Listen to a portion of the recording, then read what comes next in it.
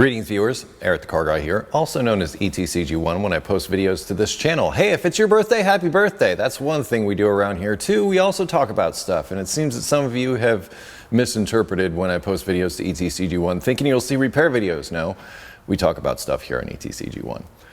And for today's topic, I'd like to talk about my journey to becoming an entrepreneur. And this is really a follow-up to a video that I posted last week called The Labor Shortage.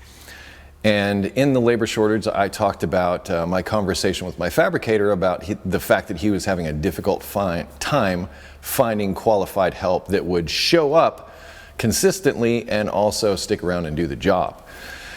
And there was a lot of feedback in the comments that I got, not just from people in the US, but from people around the world, in particular in the UK, that I can think about, that are also experiencing similar issues. And that is that there seems to be less and less people moving into the labor market to become auto mechanics, electricians, plumbers, all necessary and rewarding professions. But let's talk a little bit about auto mechanics in general. And a lot of you brought this up in the comments, and some of you were rather upset that I painted a rosy picture of what it's like to be an auto mechanic. And it is and it isn't.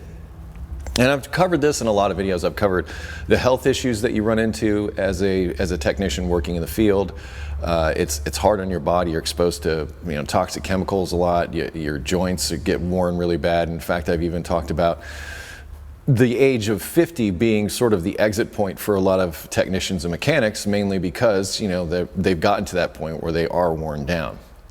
There's also, here in the US, I know in some countries they give you tools, they also maybe give you a tool allowance, and that may be a part of your job as a mechanic. Well, here in the US, for the most part, I know very few jobs here that actually pay for your tools. So in other words, not only do you have to pay for the schooling, and this also came up, some people interpreted my comments as the only way to become a technician is to go to school. And that's not exactly true. I know some of you are able to work in the field, work on stuff, work your way up through, start sweeping the floors in a shop, and that's rare these days. And also considering the technological advancements that have happened in vehicles over the years, I don't think it's as easy to do that. It's not impossible, and I'm not saying it's impossible to get into the automotive field just by working your way up through the ranks. In other words, not getting a formal education or formal training at, say, a technical school to become an auto mechanic. However, I advocate that you do exactly that, just so that you have that background, that knowledge that can help you in certain situations. However, a lot of you mentioned that those people seem to be lacking in experience. Well, we're all lacking in experience until we start doing stuff. So that is something that comes with time. But a lot of you also brought up that the expectations of employers seem to be that they want several years of experience. They pretty much want you ready to go out of the box, when they hire you. So in other words, it's very difficult getting out of tech school to get into a job, let's say. Some of you claim. I'm just going to speak specifically about my experiences and why I decided to become an entrepreneur instead of pursuing more auto repair. And this is about my personal experience, but I also hope that those of you considering becoming automotive technicians, or perhaps already are automotive technicians, might take some of the things I say in this video and incorporate them into your own situation, in your own life, to improve it. That's the entire reason of making this video. I'm telling you about my journey because I consider it a success. This is a 3,000 square foot shop that I work in, and it's full of all kinds of goodies and tools and all this stuff. And that's all a result of the business of Eric the Car Guy that I started in 2009. And I could not be happier with where I am. Building this car is something I've dreamt about for, since I was 17 years old. I've always wanted to do something like this, and, other things that have come my way, such as my dad's truck, and I always wanted a Honda Element. I'm living the dream, so to speak. And I want you to be able to do this too. And I did this because I became an auto mechanic. And I didn't necessarily start out that way. Those of you that may want to follow my story, I'll link in the description, but basically it started like this. I started out in art school. I wanted to get into movies and special effects after a while. I went to school for that, but couldn't finish because I ran out of money and my parents were done with me and they didn't want to co-sign any more loans. Okay, well, granted, I did have a kid at age 19, so one of the reasons they were a little fed up with me, and with good reason. That said, I bounced around a little bit, and I couldn't get any loans myself until I was 24 years old. So I was sort of set adrift, and I worked job to job. I was living in Pittsburgh at the time. But I eventually decided to go to school to become an auto mechanic. I enrolled at Rosedale Technical Institute in Pittsburgh, Pennsylvania. Wicked good school. Highly recommend it. That will be linked in the description as well. In fact, Scanner Danner works there, just to give you some idea of the caliber of people that you can learn from. That said, I got a really great automotive education from Rosedale, and I took that, moved to Cincinnati. That's a long story. Moved to Cincinnati and had a job within hours of dropping off applications. Yes, this was back in the day when you could drop off paper applications. So I had my choice. Like back in the late 90s, as far as becoming an automotive technician, it was great. These were boon times. I was working on Acuras is where I got my job at the dealership, and it was a really good job to have because Acura was a brand that was really taking off and selling a lot of cars and selling a lot of services. I mean, I did really, really well. I mean, as far as flat rate goes, because 80% of the work we did was service work. It was either timing belts or services and stuff like that. And I got to tell you, working on Hondas, it's hardly like you're working at all. They don't break often, and when they do break, they fall within these pattern failures that you just go down the checklist and say, okay, is it this, this, or this? It's very rare that they surprise you, in my experience. And this is, once again, late 90s going into the early 2000s. I'm not going to get into the long story. That's also, like I said, in that about page over at ericthecarguy.com, linked in the description. But it boils down to this. I got fired from my job at the dealership because of something somebody else did. And that's not BS or anything like that. That is absolutely 100% true. It was bad luck. Okay, we all have bad luck. I had bad luck. It was a really tough time for me and my family because here I am, I worked myself in this career, and like I said, I was doing really well. And well, I began to notice a trend just before my exit, and that was that 80% service work started moving to 80% warranty work, and the paychecks went down. We also worked on a team system, started out with 3 guys on a team, so we were splitting things 3 ways, but then they hired another guy for each team, so then we had to split things 4 ways. So that in and of itself was a pay cut right out of the box. They said you'll be able to do more, blah, blah, blah, whatever. No. Basically what it was a pay cut. The writing was kind of on the wall, and that's why I started moonlighting and figuring out video production on the side. So in other words, yes, I had a job as an auto mechanic, but thinking like an entrepreneur, getting back to the core topic of this video, thinking like an entrepreneur means that you think of, well, let me back up just a little bit more. I recently got back from a vacation. It's August 8th, 2017, and I went on vacation last week with my family, and on that trip, on that drive to our destination, I got a book on tape, and that book on tape was Rich Dad, Poor Dad. I'll link that down in the description. And it's all about becoming an entrepreneur and how to make money, and it's all about mindset. I've heard about this book in the past, but this was the first time I truly explored it. Really glad I listened to it with my family and my kids. My kids are, tweeners right now. And they're very impressionable, and I don't want them to think that a job may be the only avenue, because also a lot of you brought up in that last video that a college education can be a big, colossal waste of money that you end up having to pay for the rest of your life. Therefore, I like to present to them as many alternatives and options as possible, because I would hate for them to go to college thinking that they needed to go to college to get a degree so they could get a good job so they could afford their life. That's not necessarily true for some of us. I didn't graduate college. I graduated a trade school, 18-month program. And here I am, an entrepreneur in this shop that I mentioned and all this cool stuff. So, moonlighting as a videographer. I taught myself how to do video. I'm going back to the artistic background. So I started doing weddings. I started my own video production company. I started doing weddings. I started doing events, did some corporate work, things like that I was doing on the side outside of being an auto mechanic. I also had a lot of side work. In fact, the person that eventually contributed to my termination was the parts manager at the dealership where I worked. And we sort of had an arrangement. If somebody came into the parts department and said, they were buying parts and said, are there any mechanics out there that might be able to do this on the side? Well, I had my own shop. Remember the old dingy shop I moved from to here? I had that when I was working that job. And it was not far from my house, and it was really nice to do side work there. So in other words, I'd taken a job. I didn't have to do anything at work, and this parts manager would send these people to me, and I don't know what deal he worked out with them, but that's beside the point. But my point is, and I'm tying all this together now, in that book on tape, Rich Dad, Poor Dad, one of the things he said was, go ahead and work a job, but mind your own business.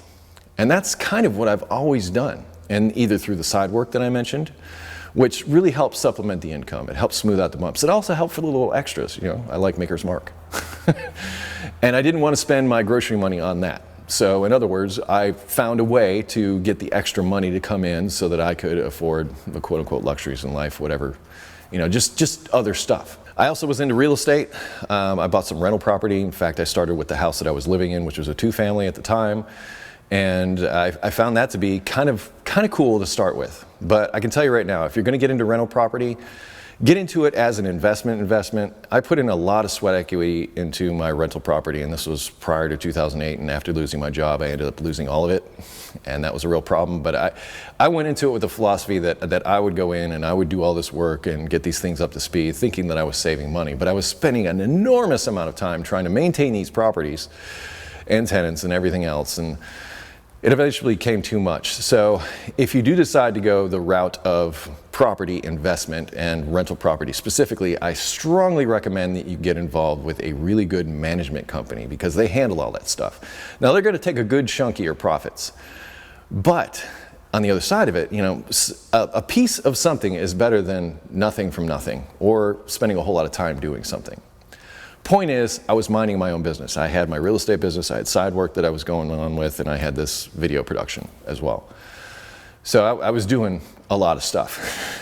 And I was glad I did, because when I lost my job as an auto mechanic, I started working at another Acura dealership in town. There was no work there. There was 8 guys and like maybe 5 cars that would come in during the course of the day. And if you won the lottery and you got that car that needed the service and everything, you'd do great. Otherwise, you'd be sitting around all day and maybe get an hour's worth of labor for a few oil changes and maybe a used car inspection on something that had nothing to do with an Acura, which at the time sucked, because I knew Acuras really well. I didn't necessarily want to do some used car inspection on a Caravan that was all rusty and a piece of crap.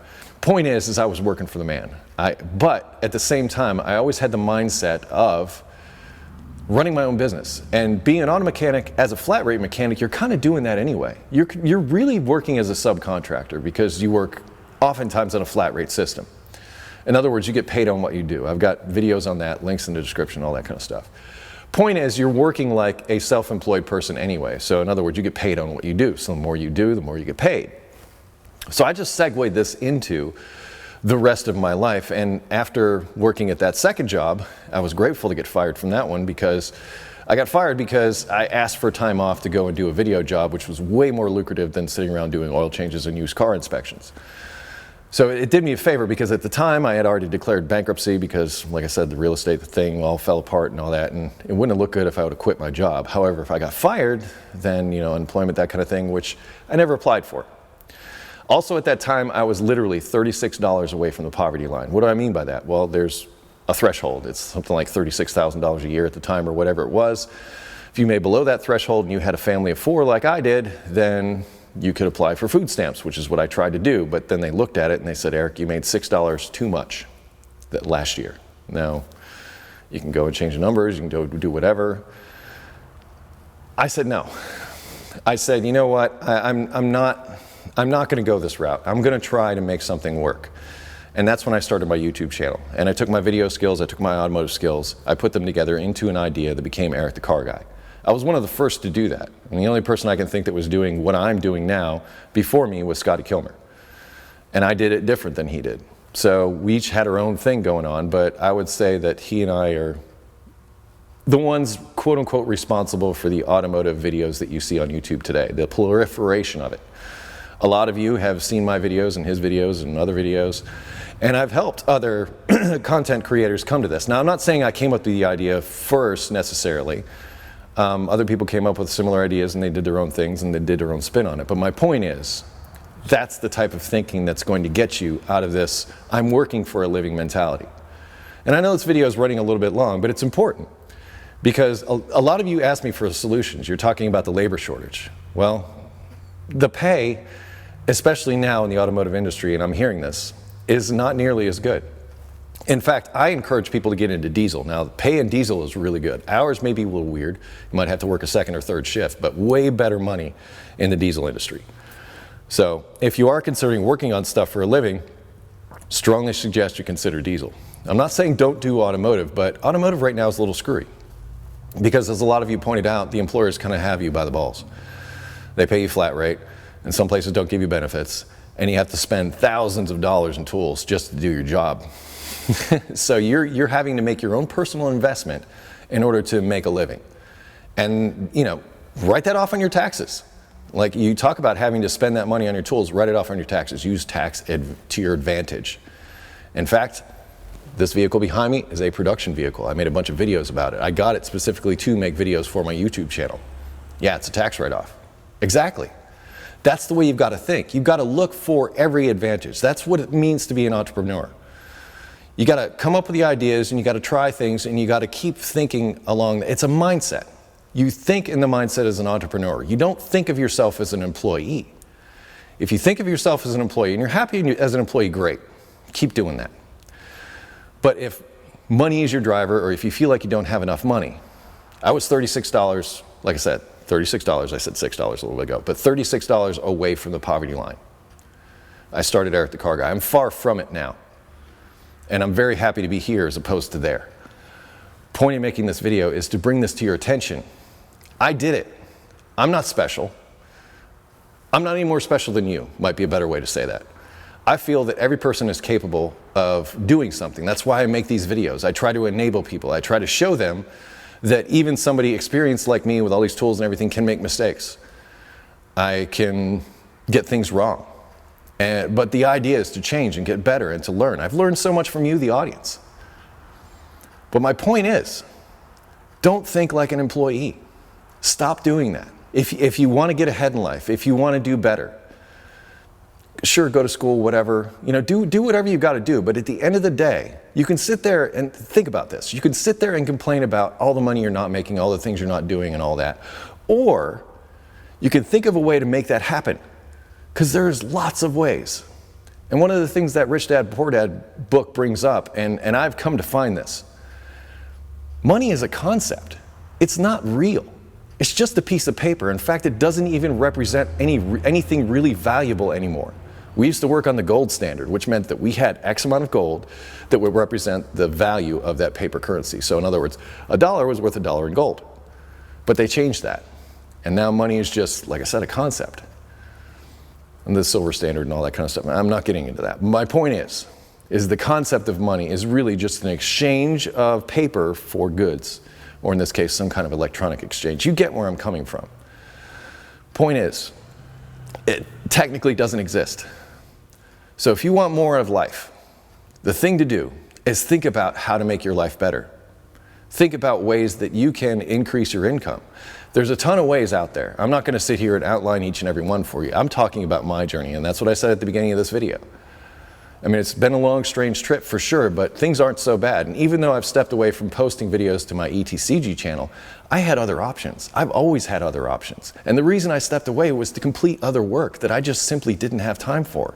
And the fact that the videos that I was posting weren't getting views that I felt was in line with the amount of subscribers I had, I needed to sort that out too. So I'm doing a bunch of stuff, but I am not quitting my job as Eric the Car Guy. What I'm doing is I'm taking stock and I'm reevaluating, and I'm going to come back with a different point of view, a different way of doing things. And that's the way you've got to be. You've got to be open-minded. You've got to be able to change. Do that. See what's going on. Think like an entrepreneur. Don't think like an employee. And it will improve your life drastically. And there's lots of different ways that you can make money, that you can make a living, and you can do better in life. Like I said, I did it. I don't consider myself that special. I need more special than you. And that's what I'm trying to convey to you. So my solution to the labor shortage and to going to school, getting a job, thinking you're doing great, having to pay off student loans and all that kind of stuff, it doesn't necessarily have to be. I saw in the news the other night, there's a 16-year-old kid. And some of you specifically mentioned some of the kids today, they're not motivated. But think about this. I've got kids that are 27, 14, 12, and a grandkid that's 8. So I've got a pretty good wide spectrum as far as what kids have experienced for the past almost 30 years, including my own childhood growing up. And I could say that if we hand them our phones or our iPads and just keep them quiet, and trust me, if you're not a parent, you don't get it. If you're a parent, you understand that when that kid is just brought you to the limit of your patience, and you just want a moment of quiet, you just need if nothing else, a mental cigarette. Handing them that phone or whatever just to keep them occupied for a moment is a godsend. It allows them to, and me as a kid, it was television. My point in mentioning this is, as far as young people's mentality and their instant gratification, that's what they've always been given. And so that's what they've learned. So I need you to sort of own that a little bit as far as our responsibility to this generation that is up and coming and what their expectations are. Whereas the greatest generation, like my grandparents, they worked for everything. They had to. They survived the Great Depression for fun's sake.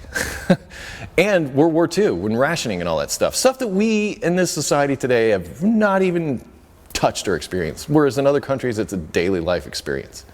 We have no idea how good we have it. And I need you to remember that. Getting back to the 16-year-old kid with a good work ethic, he's out there trying to clean the plastic junk that's all in the ocean, in the Pacific Ocean. There are these giant islands of plastic that we've just dumped out there. And he's figuring out ways to clean that up. So it is possible. And you can't say that people are always this or never this. And don't do that. There's always exceptions. Leave the door open. Think like an entrepreneur. Look for opportunities. Opportunities is what you want to start looking for. Not jobs. Opportunities. Make a plan. Think it through. Listen to people that are smart. Listen to people that have made money. That's what I've done all my life. I've sat down with people that have made lots of money in real estate, or I've sat down with some very wealthy people and just asked them, and this is really great advice. Just ask them. Talk to wealthy people. Ask them how they got wealthy. Ask them how they maintain their wealth. And see if you can incorporate some of that into your own life. That's what I did. And I am now almost 47 years old, and I feel like I've been successful. Everything that I've done has been based off, for years now, has been just for me. I haven't worked for anybody. I've worked for me. And I've employed other people in the process. You can do this too, and beyond. I'm small potatoes, really. I really am. I got to a comfortable place and I was happy. Well, if I want more, I'll go out and get more. My kids are going to be thinking about college soon, so we'll see. Anyway, how to be an entrepreneur. I know this one ran long. I apologize for that, but I wanted to give you a little bit of backstory about me and what I really do. So Eric the Car Guy was one idea I came up with, but I've done several things, and I've failed at several things, but I've succeeded at some things too. And that's part of it. Be prepared to fail, be prepared to exceed, talk to people that have done it, see if you can figure out your own path. You can choose to work for somebody and be an employee, or you can choose not to. Or even if you're working for somebody, you can mind your own business. You can figure out additional sources of income outside that. You can figure out how to utilize your income to leverage what you have into something better for yourself and your family. That's my hope. So take my story, use it for your own ends, and I wish you all the success in the world. I really do. Because you asked me for a solution. My solution, become an entrepreneur. Simple as that. Stuff will be linked in the description. I'm sure you're going to comment. Feel free.